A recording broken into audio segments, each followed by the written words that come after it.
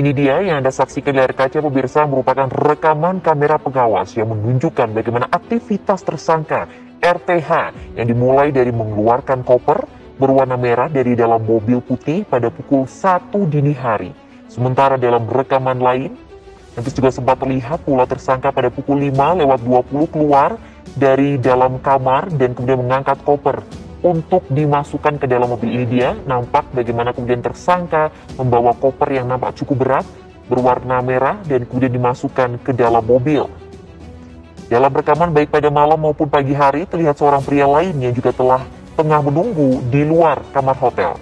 Kepolisian sudah melakukan pemeriksaan terhadap pria yang berada dalam rekaman dan diketahui pria tersebut adalah kerabat tersangka yang dimintai tolong untuk mengantar ke rumah nenek tersangka di wilayah Tulungagung, Jawa Timur. Namun, pengakuan kerabat tersangka justru tidak mengetahui jika ada mayat di dalam koper.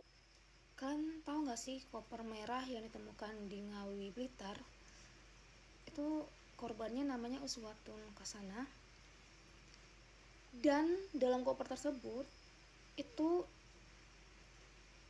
tidak ada kepalanya dan juga kakinya tuh, tanpa kepala dan kaki. Dan saat ini masih dicari tuh di mana diletakkan kekasihnya tersebut. Usianya tuh masih muda. Dia tuh lahir di tahun 1995, masih 29 tahun. Dia meninggalkan 2 anaknya. Penyebab kematiannya diduga sementara tuh adanya kekerasan seperti dicekik sehingga dia kehabisan nafas. Dan infonya lagi, dia tuh kan punya mobil tuh. Nah, mobilnya itu nggak tahu di mana, masih hilang. Ya, perlu kami sampaikan bahwa terkait motif ya, hasil dari pemeriksaan terhadap tersangka diketahui bahwa motifnya ini adalah pertama, korban ini sakit hati. Ada sakit hati dan juga cemburu. Cemburunya kenapa? Karena diketahui korban ini pernah ketahuan memasukkan laki-laki lain ke dalam kos korban. Ya, sementara tersangka ini di dalam di sekitaran kos-kos korban ini mengakui sebagai suami siri dari korban. Kemudian korban ini juga sering minta uang kepada pelaku.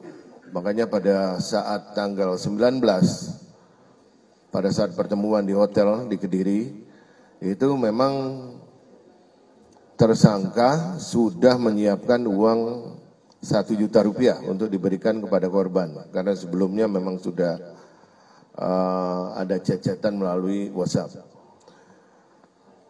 Lainnya lagi apa sakit hatinya bahwa berdasarkan hasil pemeriksaan tersangka ini juga memiliki seorang anak perempuan, di mana korban ini pernah berucap kepada tersangka bahwa korban mendoakan kalau nanti sudah besar anaknya ini menjadi, mohon maaf, PSK. Itu juga membuat tersangka ini sakit hati. Lainnya dari hasil pemeriksaan bahwa korban tidak terima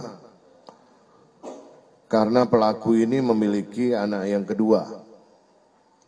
Sehingga dari korban sendiri ya sempat melontarkan supaya pelaku ini menghilangkan anak keduanya.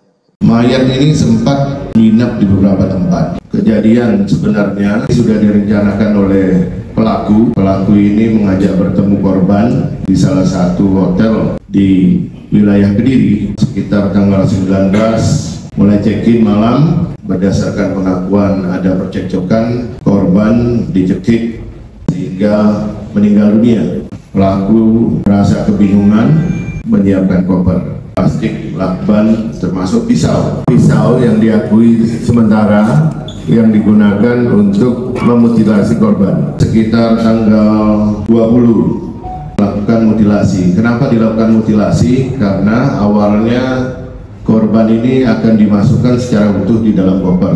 Tapi karena tidak cukup kemudian dimutilasi. Tanggal 21 itu dilakukan pembuangan tahap pertama. Yang pertama kali dibuang itu bagian kaki.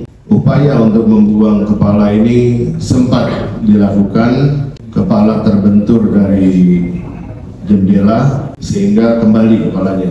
Keesokan harinya baru dilakukan pembuangan yang kedua di Ponorogo. Untuk tubuh dibuang.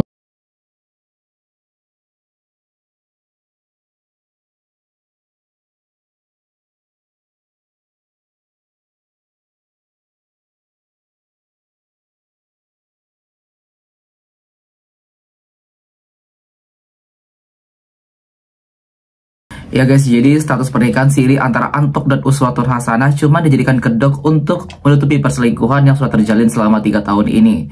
Uswatun Hasanah adalah wanita asal Blitar yang menjadi korban mutilasi. Jasadnya ditemukan di dalam koper merah di dasar parit Desa Dadapan, Kendal Ngawi, Kamis 23 Januari 2025.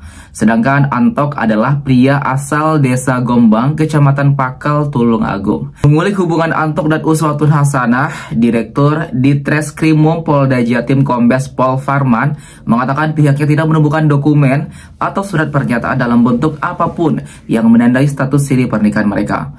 Farman juga menyaksikan tersangka merupakan suami siri korban. Meski begitu, Farman tidak menyangkal jika tersangka adalah pacar korban. Status pernikahan siri tersebut dipakai pelaku agar hubungannya dengan Uswatun Hasanah tidak dicurigai selama tinggal di tempat kos Tulung Agung. Dan untuk mengelabui agar yang bersangkutan tidak dicurigai saat di kos-kosan korban di Tulung Agung, ujar Farman di depan gedung Ditreskrimum Mapolda Jatim pada Senin 27 Januari 2025. Mengapa bisa disebut spesial? Karena korban dan pelaku sudah menjalin komunikasi dan hubungan selama 3 tahun. Bahkan tersangka sering berkunjung dan menginap di tempat kos korban.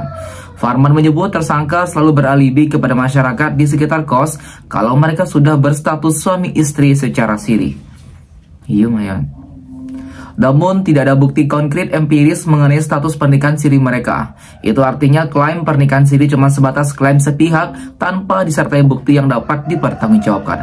Dia mengaku sebagai suami sirinya, ia selingkuhan. Sudah kami cek apakah betul sudah dilakukan pernikahan siri, faktanya tidak ada. Sudah 3 tahun, ungkap Firman. Di sisi lain, tersangka Antok ternyata sudah berkeluarga dan memiliki istri sah serta dikaruniai 2 anak. Hubungan pernikahan yang sah dari tersangka masih baik-baik saja, bersatu dan tidak dalam keadaan bersengketa.